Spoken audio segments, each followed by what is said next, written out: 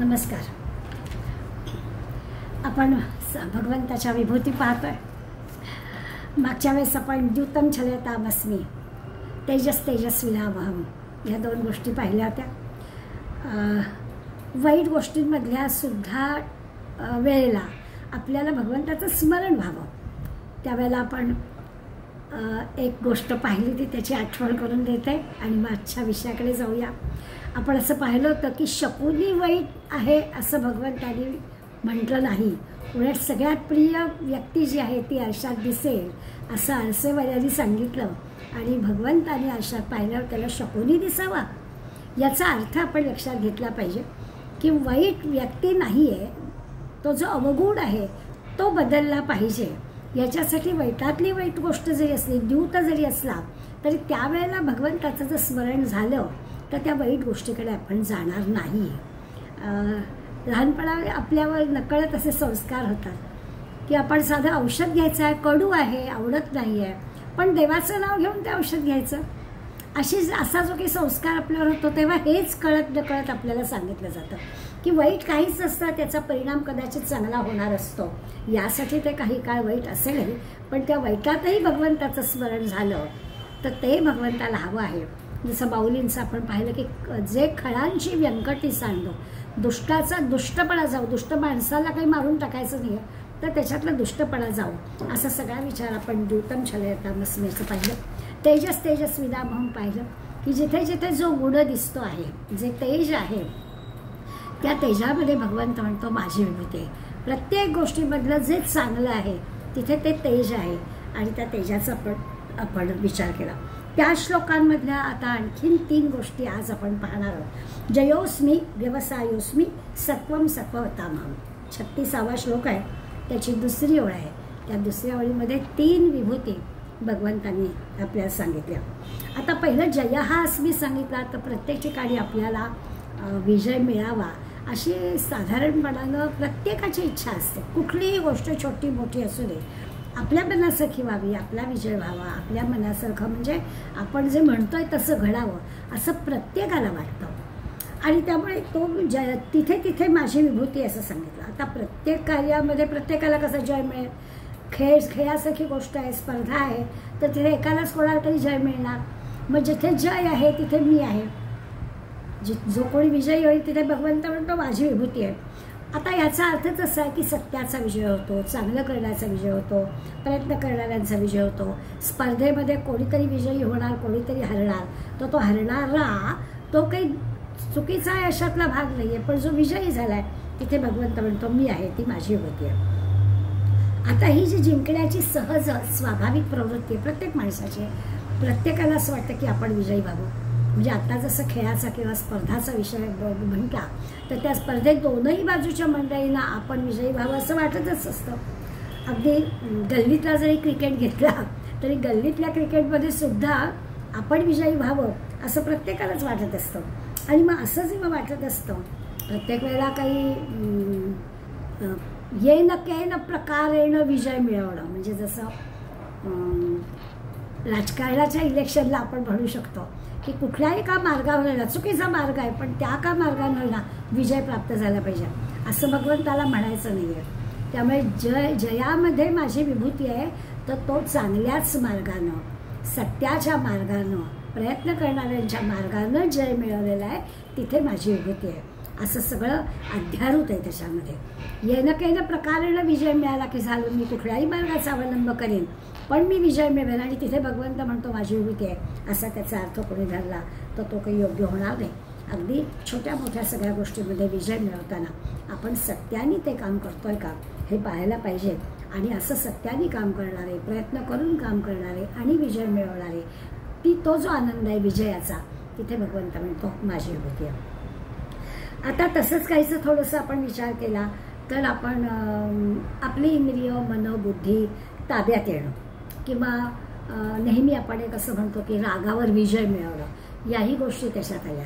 जर का हे सगळं आपण करू शकलो किंवा अनेकदा असं घडतं की दरवेळेसच आपल्या मनासारखं होईल असं नाही आणि मग त्यावेळेला मनाविरुद्ध घडल्यानंतर आपलं जे होतं त्यावेळेला आपण त्या आपल्या रागावरती किंवा आपल्या मनाविरुद्ध होणाऱ्या गोष्टी शांतपणे स्वीकारणं, हे जमणं, तिथेच भगवंत म्हणतो माझी विभूती आहे.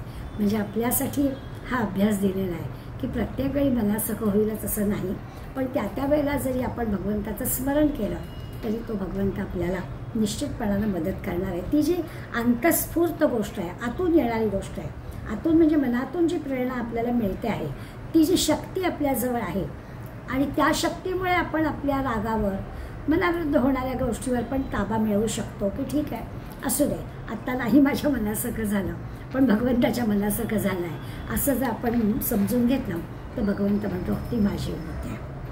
अर्थात जय मिळाला याचा अर्थ असा पण आपल्याला लावायला हवा की आपल्या अगदी मनासारखं झालं तरी सुद्धा हुरळून जायचं कारण नाही आहे, कारण तो पण आपल्याला सहज स्वीकारता आला आहे की तो भगवंताच्या मनासारखा आहे. माझ्या मनासारखं झालं असं न म्हणता भगवंताच्या मनासारखं झालं आहे असं म्हणून तो आनंद आपण घेतला पाहिजे. म्हणजे आपण विशेषतः स्तुती झाली आपली, कोणी आपल्याला शहाणं म्हटलं, चांगलं म्हटलं, अरे वा वा वा असं काही, की लगेच आपल्या लक्षात यायला हवं की ही जी स्तुती आहे किंवा ज्या गुणांमुळे लोक आपली स्तुती करतात ते आपलं काही नाही आहे, तो गुण भगवंताचा आहे असं आपल्या लक्षात घ्यायला पाहिजे. अगदी मग तो स्तुती असू दे,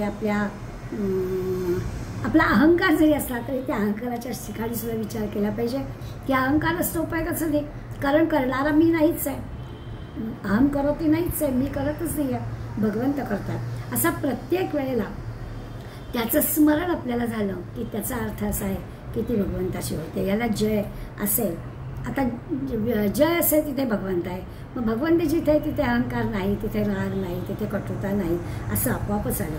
त्यामुळे जय हा अस्मी, जिथे जय आहे तिथे मी आहे याचा अर्थ आपल्याला सहज कळेल. आता त्यासाठी भगवंताचं स्मरण पाहिजे, एवढाच त्याचा अर्थ. आपल्याला विजय हवा आहे हे तर नक्कीच आहे, आणि विजय हवा असेल तर तिथे भगवंताचं स्मरण पाहिजे. जिथे भगवंताचं स्मरण आहे तिथे विजय मिळणारच. किंबहुना जिथे भगवंताचं स्मरण आहे तिथे पराभूत जरी झालो तरी देखील त्याचा त्रास आपल्याला होणार नाही, त्याचं दुःख होणार नाही, कारण आपल्या मनासारखं झालं नाही तरी भगवंताच्या मनासारखं झालेलं आहे. अशा विचाराची सवय आपल्याला या विभूतीचा अभ्यास करताना करून घेतली पाहिजे. काही वेळा असं होतं की सगळ्या गोष्टी अनुकूल नसतात, म्हणून कदाचित आपल्याला पराभूत व्हावं लागतं. म्हणजे आपल्याला कितीही जरी आपल्या विजयाची खात्री असली तरी देखील सगळ्या जर अनुकूल गोष्टी नसतील तर हार पत्करावी लागते. त्यावेळी सुद्धा भगवंताचं अधिष्ठान कमी पडलं असं समजावं. आपल्याला काही अनुकूल नव्हतं म्हणून असं झालं अशी आपली भलावण करण्याला काही अर्थ नाही आहे. खरोखरच त्याचं अधिष्ठान कमी पडलं, कितीही जरी असलं तरी अगदी सामर्थ्य आहे, चळवळीचे जो करेल तयाच आहे असं आपण म्हणतो की हिंमत आहे पाहिजे, जो कोणी प्रयत्न करेल त्याला सामर्थ्य दाखवेल त्याला विजय मिळतो. असं कितीही जरी असलं तरी पुढली ओळ आहेच, सामर्थ्य आहे, चळवळीचे, जो करेल त्याचे, परंतु भगवंताचे अधिष्ठान पाहिजेच. तेव्हा हा विचार करावा. परिस्थितीला दोष देणं, मला ते अनुकूल नव्हतं, वेळ अनुकूल नव्हती वगैरे वगैरे म्हणण्यात काही अर्थ नाही. पराभूत झालो तरी देखील भगवंताचं स्मरण कमी पडलं किंवा भगवंताला हेच हवं होतं असा विचार आपल्याला करता यायला पाहिजे. प्रयत्नांना परमेश्वराची साथ असावी लागते. प्रयत्न तर करायचेच आहेत. अधिष्ठानं तथा करता कारणच्या पथक वेदाम वगैरे पुढे आपल्याला शिकायचंच आहे. त्याच्यामध्ये 5वा दैवाला वगैरे हे दिलेला आहे. त्याचा विचार न करता प्रयत्नांची पराकाष्ठा करायचीच आहे आणि त्या सगळ्या त्याला परमेश्वराच्या कृपेची जोडही आपल्याला लागते असं उलट होतं. कधी कधी असं पण होतं की प्रतिकूल परिस्थिती असते आणि तरी देखील पटकन आपल्याला एखाद्या ठिकाणी यश मिळून जातं. त्यावेळेला असंच लक्षात यायला पाहिजे की परिस्थिती प्रतिकूल होती पण भगवंताची कृपा होती आणि भगवंताच्या कृपेमुळे आपली कितीही प्रतिकूल परिस्थिती असली तरी आपल्याला यश मिळून गेलं, जय मिळून गेला असंही आपल्याला दिसतं. अशी भगवंताची कृपा दृष्टी असणं याच्यासाठी ही विभूती आपण समजून घ्यायचं आहे. म्हणजे मग जय मिळणं म्हणजे काय, पराभूत होणं म्हणजे काय आणि भगवंताची विभूती म्हणजे काय आणि त्यावेळेला भगवंताच्या स्मरणाचाच विचार आपल्याला करायला हवा हे सगळं आपल्याला दिसते. विजय झाला म्हणजे विजयरूपानं भगवंत आला असा त्याचा अर्थ. विजय झाला म्हणजे काय, ते शेवटी व्यावहारिक दुनियेमध्ये जो काही जय विजय सगळा मिळतो किंवा पराभव पत्करावा लागतो तो काही कायमस्वरूपी नसतो. तर कायमस्वरूपी काय आहे तर भगवंताचं स्मरण कायमस्वरूपी आहे. त्यामुळे विजय जरी झाला तरी त्या विजयरूपानं भगवंत आला आहे असा विचार केला पाहिजे. हे सगळं समजून घेण्याची गोष्ट आहे. पण विभूती सांगितली आहे आणि मग त्याच्या मागचा एवढीशी डोलो जयोस्मी. आता जयोस्मी म्हटल्यावर काय, तर हा सगळा विचार त्याच्याभोवती आला पाहिजे. पुढला आहे व्यवसायोस्मी. आता व्यवसाय शब्द आपल्याला गेलेला आहे. व्यवसायात्मिका बुद्धी म्हणजे निश्चयात्मक बुद्धी हा गेला आहे. व्यवसायाचा अर्थ निश्चय. आपण काही व्यवहारिक पातळीवर व्यवसाय म्हणतो तसा व्यवसाय नाही आहे, तर व्यवसाय म्हणजे निश्चय. व्यवसायात्मक बुद्धी म्हणजे निश्चयात्मक बुद्धी. आता ही जी बुद्धी आहे ती भगवंत म्हणतो माझी बुद्धी आहे. ही बुद्धी ज्या कोणाजवळ आहे तो त्या व्यक्तीबद्दल बोललेलं नाही आहे. तर हा गुण जो आहे तो गुण म्हणजे माझी विभूती असं म्हटलं आहे. ही जी निश्चयात्मक बुद्धी आहे म्हणजे ठाम निश्चय, करायचं म्हणजे करायचंच अशी ज्याची बुद्धी असते, असा ज्याचा निश्चय असतो त्याला भगवंताची साथ मिळते. आपला निश्चयच कमी पडतो म्हणून आपल्याकडून होत नाही. पण एखादी गोष्ट मी करणारच, अर्थात एखादी गोष्ट मी करणारच त्याच्या मागे नीती न्यायाने सांगितलेली गोष्ट असायला हवी, त्याचाच निश्चय करायला हवा. तिथे भगवंताची विभूती आहे. आपण एखादी चांगली विधायक नीती न्यायाला धरून असणारी गोष्ट मनाशी ठरवावी, पक्का त्याचा निश्चय करावा की आपण लक्षात घ्यावं ती जी बुद्धी आहे ती बुद्धी म्हणजे भगवंताची बुद्धी आहे. आता बुद्धीने एखादा निश्चय केला की मग कितीही जरी अडचणी आल्या, किती जरी वाटेत संकट आली, अडथळे आले, तरी माणूस त्या ध्येयापासून ढळत नाही. कारण निश्चय असतो ना, ठाम निश्चय असतो. नेटानं, प्रयत्नानं, ठामपणानं तो ते ध्येय गाठतो. हे जे काही आहे म्हणजे त्याच्यासाठी भगवंताची श्रद्धा पक्की मनामध्ये असते. आता याला आपण कितीही आपल्याकडे कर्तृत्व घेतलं की माझा निश्चय ठाम होता, मी प्रयत्न केले, त्या मीला काही अर्थ नसतो. हे सगळं जे काही ठाम निश्चय आहे हा गुणच वळी भगवंताची विभूती आहे. त्या असं करणं हीच वळी भगवंतावरची श्रद्धा आहे असा विचार लक्षात घ्यायला पाहिजे. ती ज्याची बुद्धी असते तिचं नाव व्यवसायात्मिका, निश्चय करण्याची ती बुद्धी. अनेक देशभक्तांनी देशासाठी जे काही केलं, हसत हसत प्राण दिले असं सगळं आपण वाचतो. ती जी बुद्धी त्यांची आहे, निश्चयाची बुद्धी आहे, या बुद्धीनंच माणूस सगळं म्हणजे सगळे जे काही संशय मनात असतात, सगळे काही गोंधळ मनात असतात ते सगळे पार होतात. निश्चय असला मनाशी, ठाम दृढ निश्चय असला की आपोआपच मनात ते संशय दूर होतात. काय करायचं म्हणजे करायचं आहे ना, त्या वाटेत काय अर्थ येणार आहेत, वाटेत काय संकट आहेत, हे करू का नको, टू बी नॉट, काही नाहीच. ठाम निश्चय, त्याला स्थिर शांत मन लागतं, त्याचाच हा ठाम निश्चय होतो. आणि तो जो ठाम निश्चय करण्याची जी बुद्धी, परत परत मला आपल्याला असं दाखवून द्यावं लागतं की त्या व्यक्तीबद्दल बोलायचं नाही आहे, त्या गुणाबद्दल बोलायचं. अशा प्रकारचा गुण असणं, हा गुण म्हणजे भगवंत म्हणतो माझी होते. आता यापूर्वी खरं दुसऱ्या अध्यायामध्ये आपण व्यवसायात्मका बुद्धी हा शब्द शिकलेलो आहोत, त्यामुळे तो काही आपल्याला नवीन नाही आहे. आणि तेव्हा व्यवसायात्मिका बुद्धी एकेह करू नंदन असं आपण पाहिलं आहे. म्हणजे कर्मयोगाचा विचार करताना ते पाहिलं आहे. कर्मयोगाची जी बुद्धी असते ती कशी असते, ती निश्चयात्मक बुद्धी असते. ही भगवंताची विभूती आत्ताच्या ज्या सांगितलं आहे. त्याच अध्यायामध्ये उलटं पण सांगितलं आहे की भोगैश्वर्य प्रसक्तानाम असं म्हटलं. म्हणजे ज्याची बुद्धी अशी भोगात ऐश्वर्यात आसक्त झालेली असते ती निश्चयात्मक बुद्धी नाही. जी ठाम बुद्धी आहे, विधायक कार्यासाठी आहे, चांगल्या कामासाठी आहे, नीतीला धरून असते, ती जी ठाम बुद्धी आहे ती भगवंत तो माझी होती असं दुसऱ्या अध्यायात काय बरोबर आणि काय चूक हे दोन्ही दाखवून दिलेच आहे. अशा या निश्चयाला साधकानं निश्चय करावा, तो निश्चय आपला गुण आहे असा आपला गुण आहे असं न मानता, तो जो आपल्यामध्ये हा जो काही ठाम निश्चय आलेला आहे ती भगवंताची शक्ती आहे आपल्याला मिळालेली असं मानावं. ती भगवंताची विभूती आहे, त्याच्या कृपेनं आपल्याला हे सगळं प्राप्त झालेलं आहे असं समजावं. आणि शेवटचा शब्द आहे सत्वम सत्ववतामहम. या 36व्या श्लोकाची ही अखेरची विभूती आहे. म्हणजे काय तर सात्विक गोष्टी आहेत, आधीच सात्विक गोष्टी, आणि त्या सात्विक गोष्टींमध्ये असणारं जे सत्व आहे, सात्विक गोष्टींमधलं जे सत्व आहे ते भगवंत म्हणतो माझी विभूती. सगळ्या रजतमाला मागं सारून सात्विक गोष्टींचा विचार फक्त करायचा, त्यातलं जे सत्व आहे म्हणजे जो माणूस चांगला वागणार आहे, सदाचारी आहे, नेहमी चांगलंच कर्म करणार आहे, त्याची जी प्रवृत्ती आहे, त्याचं जे वागणं आहे, त्याचे जे विचार आहेत, त्या सगळ्या विचारांमध्ये स्वाभाविकच दुसऱ्याच्या हिताचाच विचार केलेला असतो.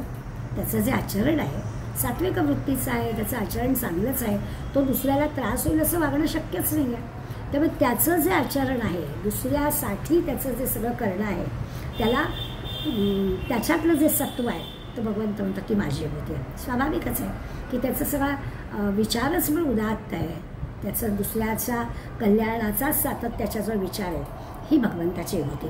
आता अशा व्यक्तींमध्ये हा दैवी गुण म्हणजे अशी जी सात्विक वृत्तीची माणसं आहे त्याच्यामध्ये हा जो गुण आहे, सत्वगुण आहे, तो दैवी गुणच असायला हवा. आता तो आपण भगवंत म्हणतो की मीच तिथे आहे, माझी विभूती म्हणजे तो सत्वगुण आहे. याच्यातून एक आहे की अशा प्रकारचा गुण असणं म्हणजे आत्मिक उन्नतीचा गुण आहे. हा आपोआपच त्याची आत्मिक होईल. संतांच्या चरित्रामध्ये आपल्याला दिसतं की सारखा दुसऱ्याचा त्यांनी विचार केलेला असतो, दुसऱ्याचं कल्याण कसं साधेल याचा विचार तो असतो. आणि त्यामुळे साधक कितीही मोठा सात्विक गुणी वगैरे वगैरे असला तरी त्याच्या हातून काही चूक होता कामा नये, त्याच्या हात त्याला अहंकार येता कामा नये, मीच काय तो शहाणा असं त्याला वाटता कामा नये. त्याच्या गुणामुळे जर का कुठे त्याला अहंकार येतोय असं वाटलं तर लक्षात घ्यायला हवं की अरे नाही, माझ्याजवळ हे जे काही चांगलं चांगलं लोकांच्या दृष्टीनं आहे ते माझं नाही आहे, तो भगवंताचा गुण आहे असं स्मरण सारखं त्या साधकाला झालं पाहिजे. या अर्थाने तो सत्वम सत्ववतामम, सत्व ही माझी विभूती आहे. तर आपल्या सात्विक चांगल्या संत मंडळींच्यामध्ये असणारा जो चांगला गुण तो म्हणजे भगवंताची विभूती आहे. आपण लोकमान्य टिळकांच्या संदर्भातला एक श्लोक नेहमी म्हणतो, दानाय लक्ष्मी सुकृताय विद्या चिंता परेशान सुखवर्धनाय परावबोधाय वचांसी यस्य धन्यश्री लोके तिलकस्य. लोकमान्य टिळकांना धन्य म्हटलेलं आहे का, तर त्यांची प्रत्येक गोष्ट कशी आहे तर लक्ष्मी म्हणजे पैसा आहे तो दानाय, दानासाठी आहे. सुकृताय विद्या, त्यांच्याजवळ जी बुद्धी आहे ती सुकृत चांगलं करण्यासाठीच आहे. चिंता होते ना यशातला भाग नाही, पण चिंता कसली आहे, परेशान सुखवर्धन आहे, दुसऱ्याचं सुख कसं वर्धिष्णू होईल याची त्यांना काळजी आहे. प्रत्येक गोष्ट त्यांची कशी आहे ह्याचा विचार करत आपल्याला कळेल तो गुण जो आहे तो म्हणजे भगवंताची विभूती आहे. आणि मग म्हटलं परावबोधाय वचांशी असं, त्यांचं जे वचन म्हणजे त्यांचं जे बोलणं आहे ते दुसऱ्याचं अज्ञान कसं नाहीसं होईल, दुसऱ्याला ज्ञानप्राप्ती कशी होईल याच्यासाठी त्यांचं वचांशी म्हणजे बोलणं आहे. असे जे लोकमान्य टिळक आहेत ते या विश्वामध्ये धन्यतेला पावलेले आहेत. ही जे काही गुण आपण पाहतो त्याच्यात लक्षात घे, ते गुण म्हणजे भगवंताची विभूती आहे. त्यांच्याजवळ ज्या ज्या गोष्टी आहेत त्या दुसऱ्यासाठी केलेल्या आहेत. आणि भगवंत म्हणतो असा सत्वम सत्ववतामह, सात्विक माणसाचं जे सत्व ते म्हणजे माझी विभूती आहे. आता या सगळ्या विभूती सांगताना पुन्हा पुन्हा आपण लक्षात घे, व्यक्तींची नावं आपल्याला कळायला हवी म्हणून आपण घेतले. आता लोकमान्यांचं नाव घेण्यामागचा उद्देश आपल्याला पटकन एका जागी सगळे गुण दिसावेत अशा उद्देशाने आपण घेतलेलं आहे. परंतु इथे गट सांगितले नाही, तिथे व्यक्ती सांगितल्या नाही. भगवंतानी गीतेमध्ये हे गुण सांगितलेले आहेत, व्यक्ती सांगितलेल्या नाही.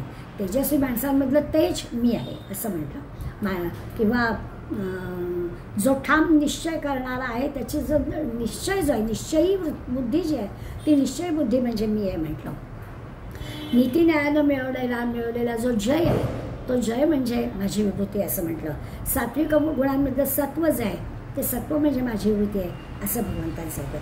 म्हणजे सगळे गुण हे व्यक्तीचे आपले गुण आहेत असे मानायचं कारण नाही. एखाद्या माणसाने असं मानलं की भगवंतानी नाही, व्यक्तीचा विचार न करता हे भगवंताचेच गुण आहेत, या गुणांकडे आपली दृष्टी जायला पाहिजे. म्हणजे आपोआपच भगवंताचंच म्हणतात. एखाद्या सात्विक म्हणजे कुठलाही गुण दिसला की त्या गुणाच्या ठिकाणी ईश्वराचं स्मरण आपल्याला झालं पाहिजे.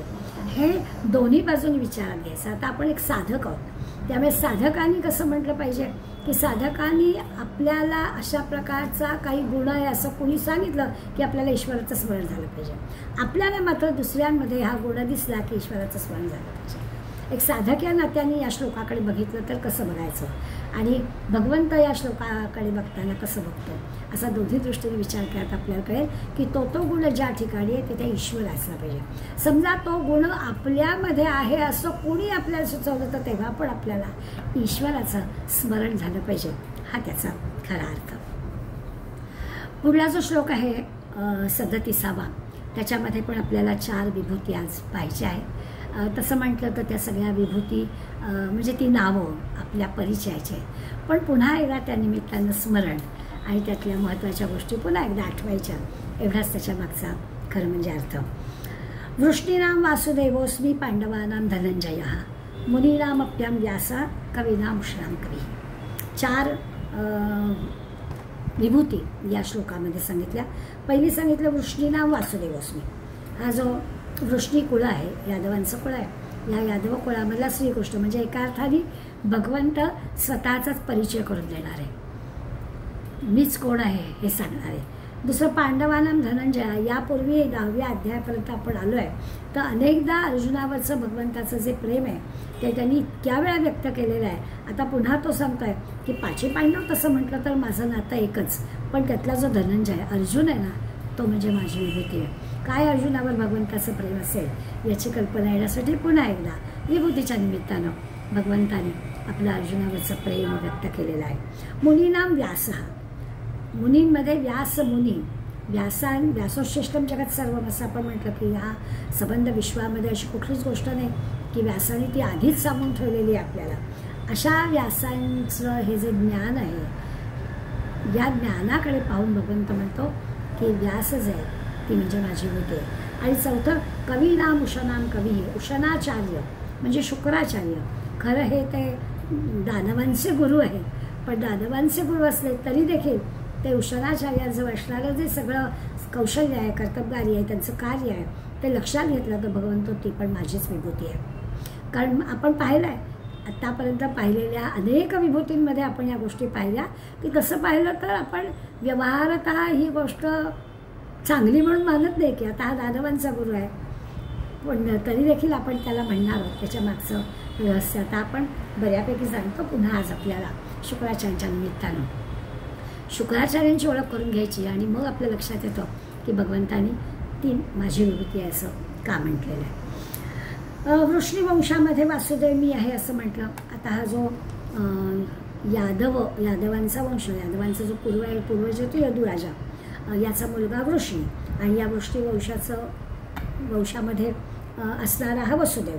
पुढलं सगळं आपल्याला माहिती आहे. वसुदेवाचं म्हणजे मथुरेचा राजा कंस, या कंसाची बहीण देवकी हिच्याशी वसुदेवाचा विवाह झाला आणि बाकी सगळं पुढलं महाभारत आपल्याला माहितीच आहे. पण त्यापूर्वी ह्या वृष्णी वंशाचा विचार केला तर काही नावं आपल्या परिचयाची आहेत. पुरुरवा, ययाती, दुष्यंत, भरत हे सगळे थोर सम्राट याच वंशामध्ये होऊन गेले. याच वंशामध्ये एक अपरिचित नाव आहे, पण आपण नुसतं ऐकून घ्या. सातवत अशा नावाचा होता राजा. त्याला 7 मुलगे होते, त्यापैकी हा वृष्णी आणि अंधक हे 2, आणि त्या वृष्टीच्या नावाने हे कुळाचा विचार केला जातो. आपल्या सुदैवाने म्हणूया गीता सागर नावाचा शंकर अभ्यंकरांनी एक सागर आपल्या समोर ठेवलेला आहे. त्याच्यामध्ये अफाट माहिती या संदर्भात दिलेली आहे. परंतु ही सगळी माहिती काही आपल्याला फारशी काही सांगण्यासाठी आवश्यक नाही आहे. ती आपल्या एक क्युरिओसिटी म्हणून वाचायची इतपत ठीक आहे, परंतु त्याच्यातली एवढी नावं आणि मग ते कुठे राजे होते आणि मग त्यांची मुलं, त्यांची आणखीन मुलं, अशा अनेक पिढ्या, अशा सगळ्या त्याच्यामध्ये काही दिलेल्या आहेत. एक अभ्यास या दृष्टीनं ते सगळं असायला काहीच हरकत नाही. परंतु आपल्या ह्याच्यामध्ये आपल्याला एवढंच पाहायचं आहे की हा जो वासुदेव आहे, श्रीकृष्ण आहे, हा वसुदेवाचा मुलगा आहे, हा वृष्णी वंशातला आहे, आणि या वृष्णी वंशातला हा वसुदेव देवकीचा पुत्र श्रीकृष्ण भगवंत स्वतःची ओळख करून देणार आहेत. आता खरं तर विचार केला तर ज्याला ही ओळख करून दिली जात आहे म्हणजे अर्जुनाला, तर त्याला काही माहिती नाही आहे का? अर्जुनाला सगळ्या गोष्टी माहिती आहेत, तरी देखील स्वतःची ओळख भगवंत करून देत आहेत. याच्या मागचं खरं रहस्य काय? तर श्रीकृष्ण हा अवतार धारण करून आलेला आहे, मानवी देह धारण करून आलेला आहे. तो परमात्मा आहे. त्या परमात्म्या म्हणजे अजूनही 10व्या अध्यायापर्यंत समजा श्रीकृष्णाच्या मनात, अर्जुनाच्या मनात श्रीकृष्णाबद्दल जर असं असेल की हा आपला मेहुणा आहे, आपला सखा आहे, हा आपला रथाचा सारथी आहे, असं जर त्याच्या मनात कुठेतरी असेल तर आता तरी त्याच्या लक्षात यावं की नाही, हा परमात्मा आहे, परमेश्वर आहे, आणि हा अवतार धारण करून आपल्याला ह्या सगळ्या योग्य दिशेनं काम करत असणारे आपल्याला सहाय्य करायला आलं आहे, अशा प्रकारचा विचार त्याला कळावा. या अर्थाने पुन्हा भगवंत ती आपली विभूती आहे असं सांगते. खरं पाहायला गेलं तर अर्जुनाला तो समोर दिसतो आहे प्रत्यक्ष, त्यामुळे त्याला तो परमसखा वाटणं आणि मनामध्ये संदेह असण्याचं काही कारणच नाही.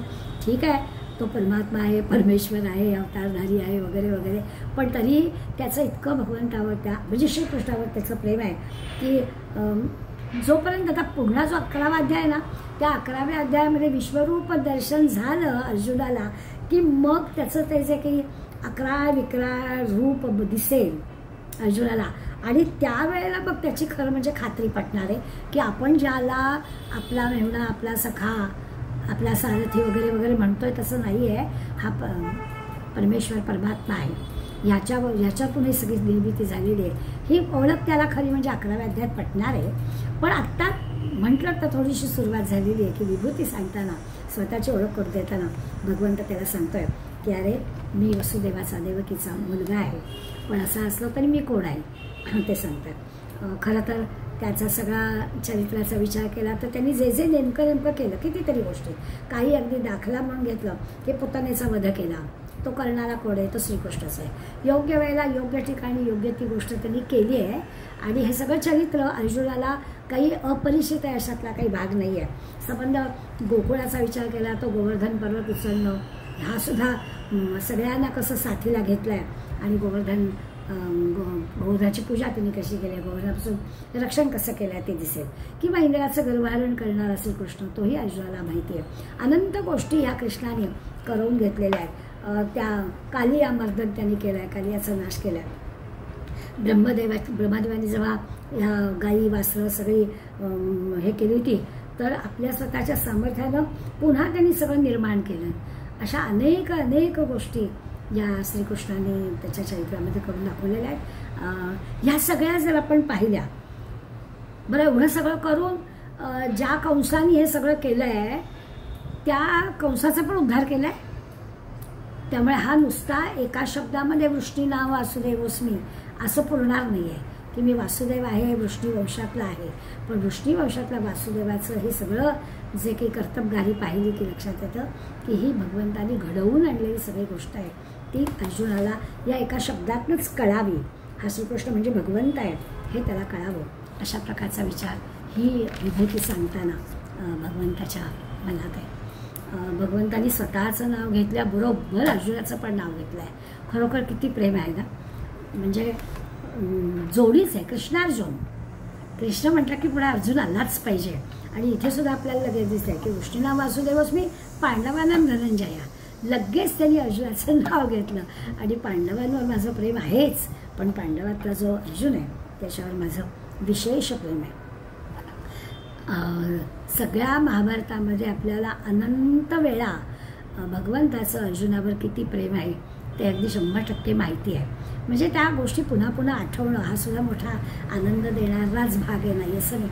अगदी सुरुवातीला गीतेला सुरुवात झाली तेव्हा तत्पूर्वी घडलेली एक घटना अर्जुनावरचं प्रेम सांगणारीच आहे की खरं तर धृतराष्ट्राने संजय शिष्ठासाठी अत्यंत साधा स्वभावाने अत्यंत गरीब असणाऱ्या संजयाला शिष्ठाईसाठी पाठवलं होतं.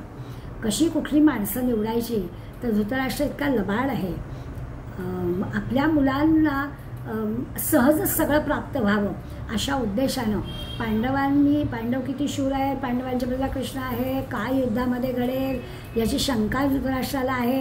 ह्या सगळ्या गोष्टी लक्षात घेऊन धृतराष्ट्राने फार मोठं एक नाटक केलं आणि त्या नाटकामध्ये भगवंत तिथे होता म्हणूनच केवळ ती सगळी धृतराष्ट्राची लक्षात आली आणि संजयाला पाठवलं संजय शिष्ठाई करायला. आणि संजयाला पण ते पटलं होतं की धृतराष्ट्र म्हणतोय ते बरोबर आहे. धृतराष्ट्राने त्याच्यावर निरोप पाठवला की माझी मुलं माझं ऐकत नाहीत. वडील सांगता आहे, धृतराष्ट्र अंधळा सांगतोय की माझी मुलं माझं ऐकत नाही, तुम्ही माझे पुतणे ना, तुम्ही माझं ऐकाल, तुम्ही समंजस आहात, तुम्ही माझं ऐकाल.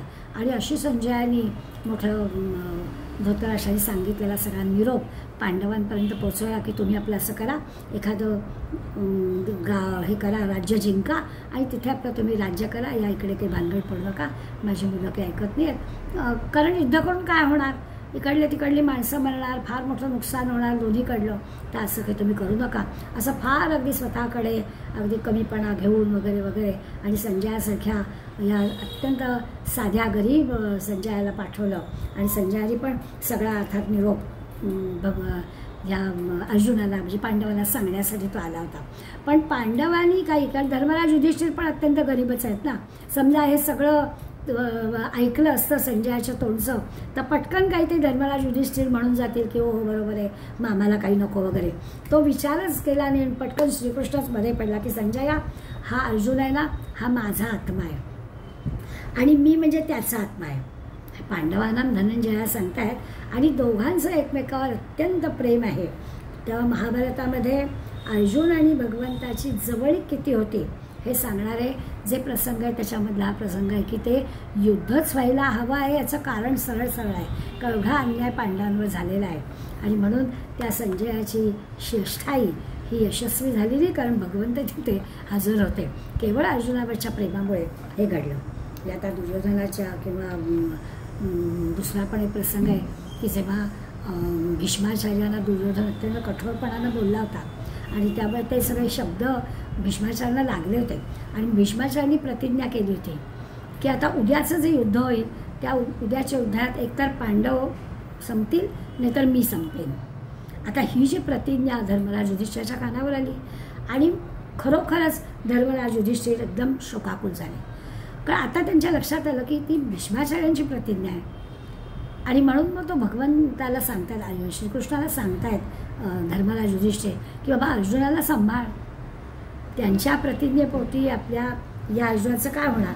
तेव्हा पण भगवंतानी युधिष्ठिराला सांगितलेलं आहे की अरे तुझा तो भाऊच आहे, माझा तर नुसता भाऊ नाही आहे, तो माझी नाती कशी आहे, माझा तो सखा आहे, माझा तो शिष्य आहे, माझं तो सारं सर्वस्व आहे. तर तुझ्यासारखा केवळ भाऊ नाही आहे, तर त्याच्या रक्षणासाठी माझ्या अगदी लचके जरी तोडावे लागले तरीसुद्धा चालेल, पण मी त्याला सांभाळेन, तो त्याच्या सांभाळण्याची काळजीच करू नको. अशी जी काही धर्मराज युधिष्ठिराला भगवंतांनी एक आधार दिला होता, अशी आपण महाभारतातली गोष्ट वाचली, प्रसंग वाचला की आपल्याला कळतं की त्या अर्जुनाचं आणि भगवंताचं नातं काय होतं. आणि आत्ता तो विभूतीमध्ये सांगतोच आहे. पण अर्जुनाचं भगवंतावर किती प्रेम होतं हे आपल्याला माहिती आहे. अगदी त्याच्या म्हणतात तसं झोपला होता तरी पण कृष्ण कृष्ण कृष्ण असा आवाज येत होता. त्या अर्जुनाचं कृष्णावर प्रेम आहे, पण कृष्णाचंही तितकंच या अर्जुनावर प्रेम आहे.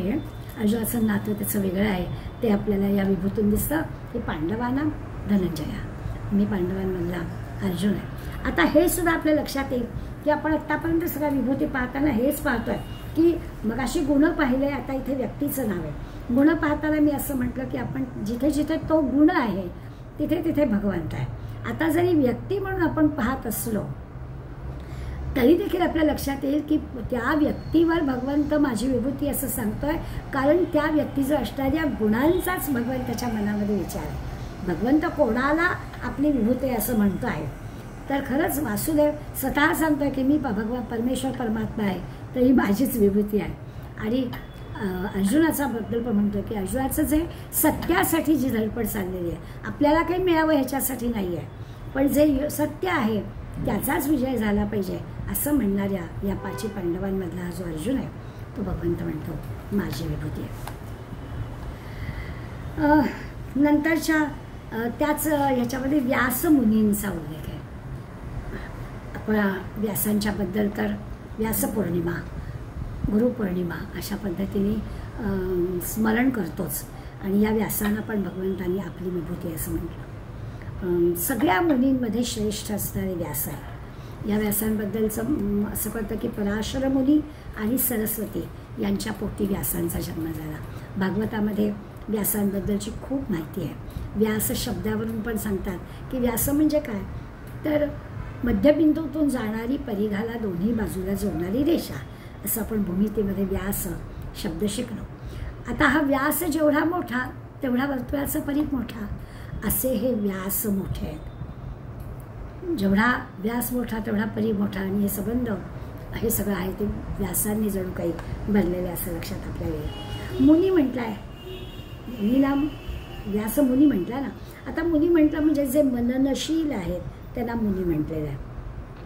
नुसतं मननशील असं नाही, तर ज्यांचा वाचा संयम आहे, जे मौन धारण करू शकतात, यांना मुनी म्हणायचं. मुनी शब्दाच्या व्याख्येचा विचार केला तर ज्यांना वाचा संयम आहे, मी बोलूनच गेलो हे असं बोलायला नको होतं असं त्यांना होती, त्यांचा वाचा संयम असतो आणि मौन धारण केलेलं असतं, त्यांना मुनी म्हणायचं. ते जे मननशील आहेत त्या मननशील असणाऱ्या मुनींमध्ये व्यास ही माझी होती. म्हणजे व्यासांच्याबद्दल असं म्हटलं होतं की कुठलंही एकही ज्ञानाचं जे क्षेत्र आहे, एकही असं क्षेत्र नाही की त्याचं चिंतन मनन किंवा लेखन व्यासांनी केलेलं नाही. सगळ्या गोष्टी व्यासांनी लिहिल्या आहेत. व्यासोशिष्टम जगत सर्वम असं म्हणण्यामागचा अर्थ तोच. इतकी प्रगल्भ बुद्धी होती. सगळ्या 4 वेदांचं संकलन व्यासांनी केलं. ब्रह्मसूत्र व्यासांनी लिहिले, 18 पुराणं व्यासांनी लिहिली. सगळं जे काही आहे ते व्यासांनी केलेलं आहे. एवढी व्यासांनी ग्रंथाची निर्मिती केली. हे जे वेद व्यास आहेत ते भगवंत म्हणतो माझी विभूती आहे. व्यास म्हटलं की आपल्याला भगवंताचं स्मरण झालंच पाहिजे. असं जे जे उच्च, जे जे चांगलं, तिथे तिथे भगवंत आहेच. गीता सांगणारे स्वतः भगवंत आहेत. ज्याला सांगितली तो अर्जुन आहे. आता ज्यांनी सांगितली तो कृष्ण पण भगवंताची विभूती, ज्याला सांगितली तो अर्जुन सुद्धा भगवंताची विभूती, आणि ज्यांनी ही गीता आपल्यापर्यंत पोचवली ते व्यास महर्षी पण भगवंताची विभूती. त्रिवेणी संगम आहे. गीतेच्या संदर्भात म्हटलं तर तिघही जणही भगवंताची विभूती आहे असं आपल्याला दिसेल. कृष्णद्वैपायन असं जे व्यासानं म्हटलं त्याचा अर्थ काय. आता ही व्यासांमधली जी विशेषता आपल्याला कळतं की तिथे तिथे भगवंताचं स्मरण, भगवंताची विभूती म्हणजे काय त्याचं स्मरण, अशी भगवंताची विशेषता आहे.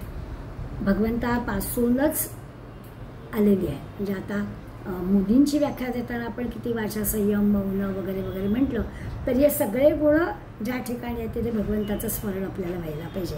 याच्यासाठी आपण म्हणताना नमोस्तुते व्यास विशाल बुद्धे फुल्लारविंदायत पथनेत्र येन त्वया भारत पूर्ण प्रज्वालितो ज्ञानमय प्रदीपा असं गीता ध्यानामध्ये म्हणतो. या व्यासांबद्दलची कृतज्ञता व्यक्त केलेलीच असते. जगातलं सगळंच्या सगळं सर्वश्रेष्ठ तत्त्वज्ञान ज्याला म्हणतो ते म्हणजे प्रत्यक्ष भगवंताची गीता आहे. आज जगभरामध्ये सगळ्याच्या सगळ्या अगदी पाश्चात्य तत्त्वज्ञानाने सुद्धा ज्या गीतेला उच्च स्थानावर नेऊन ठेवलेलं आहे ती जी गीता आहे हे सर्वश्रेष्ठ तत्त्वज्ञान व्यासांनी आपल्याला दिलं. आणि असं हे तत्त्वज्ञान आहे. त्यामुळे आत्मोन्नतीचा जो मार्ग आहे तो सगळ्यांना व्यासांनी प्राप्त करून दिलेला आहे. अशासाठी म्हणून फार मोठं ऋण व्यासांचं आपल्यावर आहे. त्या व्यासांना भगवंताने माझी विभूती म्हटलं आहे. खरं तर व्यासांबद्दल एक वेगळा हे घ्यायला पाहिजे, इतकं व्यासांची माहिती आपल्याला मिळू शकते. परंतु दरवर्षी आपण गुरुपौर्णिमेला व्यासपौर्णिमेचा उल्लेख करतो. त्या व्यासांबद्दल आपल्याला सगळ्यांना व्यवस्थित माहिती आहे. जिथे तिथे कुठेही म्हणजे असं एवढे ग्रंथसंपदा तयार करून सुद्धा आपलं नाव काही त्यांनी हे केलेलं नाही. 18 पुराणं त्यांनी निर्माण केली आणि तरी देखील व्यासांचं महती जी आहे ती काही आता अशी वेगळी हे सांगायला हवी अशातला काही भाग नाही खरं म्हणजे. पण भगवंतांनी ती विभूती म्हणून सांगितली त्या एका शब्दामध्ये व्यासांचं सगळं मोठेपण आपल्याला कळून जातं. आता कृष्ण, अर्जुन आणि व्यास हे 3 झाले आणि त्याला जोडून भगवंतांनी कवीनाम उशनाम कवी, कवींमध्ये आता कवी शब्द ना आपण अतिपरिसरात अवज्ञासारखा झाला आहे. भगवंताला जो कवी शब्द म्हणायचा आहे तो कवी शब्द फार मोठ्या उंचीचा आहे. असं कुठेतरी आपलं रटफ लावलं आहे, 4 ओळी 4 ओळी लिहिली आहे आणि त्याला पण आपण कवी म्हणून टाकतो असं नाही आहे. संस्कृत वाङ्मयामध्ये ज्याला कवी म्हटलेलं आहे तो फार मोठ्या उच्च स्तरावरचा कवी आहे. त्यामुळे कवीनाम उशनाम कवी म्हटलं आहे तो जो उशनाचार्य किंवा शुक्राचार्य, आपल्याला तो शुक्राचार्य नावाने माहिती आहे, पण त्याचं नाव उशनाचार्य. तो उशना कवी हा भगवंत म्हणतो माझी विभूती आहे. याची माहिती थोडीफार आपल्याला घ्यायला हवी, कारण मी आता म्हटलं तसं की पूर्वीच्या काही पद्धत नव्हती की काही आपण रचना केली की लगेच त्याच्यावरती आपलं नाव लिहायचं. अगदी नंतरच्या काळामध्ये ते सुद्धा आपलं प्रसिद्धीसाठी नाव असं नाही, तर केवळ तुका म्हणे, दास म्हणे, नाथ म्हणे अशा प्रकारचं आपल्या संत वाङ्मयामध्ये शेवटच्या चरणामध्ये कुठेही दिसतं. पण प्रसिद्धी व्हावी हे आपलं आहे अशा प्रकारचा काही विचार कधीच नव्हता. पण कवी कोणाला म्हणायचं, तर त्या कवीच्या कल्पनेतून आपल्याला ज्या गोष्टी सूक्ष्म आहेत, ज्या गोष्टी आपल्याला साध्या डोळ्यांनी दिसत नाही, त्या गोष्टी कळाव्यात. म्हणजे अगदी सोप्या शब्दात सांगायचं झालं तर आपण म्हणतो जे न देखे रवी ते देखे कवी. त्याला कवी म्हणायचं की सूर्याला तर सगळं दिसतं आहे, सूर्य हा सकाळी उगम पावतो आणि या दिवसभर तो असतो, तो त्याच्या प्रत्यक्ष त्याच्यामुळेच सगळ्या गोष्टी घडतात, त्याच्या उपस्थितीमध्ये अनेक गोष्टी घडतात, त्यामुळे त्याला सगळं दिसतंच आहे. पण त्यालाही जे दिसत नाही असं जो कोणी लिहितो त्याला कवी म्हणायचं, असं जो कोणी सांगतो. त्यामुळे असा जो कवी आहे की स्थूल गोष्टींचा विचार नाही केला, स्थूल गोष्टी ज्या दृष्टीला दिसत आहेत त्याच्याबद्दल काही विचार करायचं कारण नाही आहे. बुद्धीला जे सहज कळतं आहे, प्राप्त होत आहे, आकलन होत आहे त्याचाही विचार करायचं कारण नाही आहे. पण जे सूक्ष्म आहे, जे गुह्य आहे, जे पटकन कळत नाही आहे असं जे की आहे आणि आपल्या हृदयाला ते भावणारं आहे आणि ते जे कोणी पटवून देतं, जे कोणी शब्दबद्ध करू शकतं त्याला कवी म्हणायचं. आणि अशा कवींमध्ये हे जे शुक्राचार्य आहेत ते शुक्राचार्य म्हणजे माझी विभूती आहे असं सांगितलं. मी मगाशी म्हटलं की ते राक्षसांचे गुरु आहेत आणि तरीही भगवंतांनी त्यांना आपली विभूती म्हटलेलं आहे. त्या राक्षसांचे कवी असल्यामुळे त्यांनी जराही त्यांचा दुश्वास केलेला नाही. आता हे आपण वारंवार पाहतोच आहोत की वाईटातली वाईट गोष्ट असली तरी त्यातलं नेमकं काय चांगलं आहे ते भगवंतांनी ओळखून आपल्याला दाखवलेलं आहे की याच्यासाठी ती माझी विभूती आहे. आता या शुक्राचार्यांकडे एक मोठी कला होती. काय होतं तर त्यांच्याजवळ संजीवनी विद्या होती, म्हणजे माणसांना पुन्हा जिवंत करण्याचं अलौकिक सामर्थ्य या शुक्राचार्यांचं होतं. आणि हे एक मोठं कारण आहे भगवंताची विभूती, कारण भगवंत तेच करतो, भगवंत काहीही करू शकतो ना. त्यामुळे हे जे काही काय आहे त्यांच्याजवळ ही गोष्ट ती म्हणजे काय भगवंताचीच. आपण म्हणतो शुक्राचार्यांजवळ संजीवनी विद्या होती, संजीवनी विद्या म्हणजे ती भगवंताची विद्या आहे. आणि म्हणून त्यांचं स्मरण करायचं म्हणजे भगवंताचं स्मरण करायचं. भगवंत काही करू शकतो, तसं शुक्राचार्य हे भगवंताच्या कृपेमुळे या संजीवनी विद्येच्या द्वारा हे काम करत होते. दुसरं असं की सगळे शास्त्रीय सिद्धांत ते जाणत होते. त्यामुळे शास्त्रीय सिद्धांताचा योग्य रीतीने वापर करून जे काही काम करतात त्यांना पंडित म्हणायचं, त्याला कवी म्हणायचं. त्याच्यामध्ये शुक्राचार्य जरी असले असुरांचे देव तरी देखील, असुरांचे गुरु असले तरी देखील ते कसं आहे तर भगवंताची विभूती आहे. त्यांची एक शुक्रनीती या नावाचं ग्रंथ प्रसिद्ध आहे. ती काय आहे तर राजशास्त्रावरचा हा ग्रंथ आहे की नेमकं काय काय आपल्या सगळ्यांना ययाती देवयानीची कथा माहिती येते की आज सांगण्याचा आवश्यकता नाही. किंवा दान करायचं असलं तर त्या तिथे बरोबर तो शुक्राचार्य कसा जाऊन बसला, पाणी पडता कामा नये, अशा शुक्राचार्यांच्या अनेक कथा आपल्याला भागवतात ऐकायला मिळतात. या शुक्राचार्यांबद्दल असं की महर्षी भृगू आणि हिरण्यकश्यपूची कन्या दिव्या यांचा हा मुलगा आहे, अशी शुक्राचार्यांबद्दल बरीचशी माहिती आपल्याला मिळते. मुद्दा एवढाच आहे की त्यांच्याजवळ असणाऱ्या ह्या सगळ्या गुणांचा विचार केला तर ते जरी असुरांचे गुरु असले तरी देखील भगवंताकडे माझी विभूती आहे. पुन्हा आपण अर्थ लक्षात तोच घ्यायचा आहे की जिथे कुठे भगवंताचं स्मरण म्हणजे ते गुण तिथे भगवंत आहे आणि भगवंताचं जिथे स्मरण ती म्हणजे भगवंताची विभूती. आता या सगळ्या गोष्टींचा उपयोग चांगल्यासाठी होत नव्हता. मग कसं काय त्यांनी म्हटलं, ते जर राक्षसांचे गुरु होते तर का बरं भगवंतांनी आपली विभूती असं म्हटलं, असं सामान्य आम्हाला वाटलं तर काही त्याच्यात चूक नाही आहे. मग पुन्हा आपल्याला लक्षात घ्यायला पाहिजे की त्यांच्यामध्ये असणाऱ्या गुणांना त्यांनी असं म्हटलेलं आहे. आता इथे व्यक्ती म्हण, मगाशी आपण पाहिलं की गुण पाहिले, तिथे व्यक्तीचा विचार केला, आता व्यक्तीचं नाव लिहिलं आहे. कवींमध्ये शुक्राचार्य ही माझी विभूती असं म्हटलेलं आहे. आणि मग शुक्राचार्यांच्या गुणांचा विचार करतोय आपण, मग असं का बरं भगवंतांनी केलं? तर त्या ठिकाणी जसं अगदी मगाशी आपण पाहिलं की शकुनीचा विचार करताना सुद्धा शकुनीला त्यांनी वाईट म्हटलं नाही आहे, तसं शुक्राचार्यांना पण वाईट म्हटलेलं नाही आहे. त्या ठिकाणी त्यांचं नाव घेतल्यावर आपल्याला भगवंताचं स्मरण व्हावं यासाठी ती माझी विभूती आहे असं म्हटलं आहे. या सगळ्या विभूतींचा त्या वेळेला आपण अभ्यास करतो, त्या वेळेला आपल्याला ते असं वाटतं पटतं. पण एकत्रितरित्या जेव्हा आपण हे पाहतो तर भगवंत कुठे कुठे भरलेला आहे हे कळावं, किंवा चराचरामध्ये भगवंत कसा भरलेला आहे ते आपल्याला कळावं, हा त्याच्या मागचा उद्देश आहे. आज नवीन श्लोक घ्यायचा तर तो पुढला होणार नाही, त्यामुळे आज आपण थोडं लवकर थांबतो आहे. आज थांबूया, पुढल्या गुरुवारी आपण पुढला श्लोक घेऊया. आज इथेच थांबते. धन्यवाद.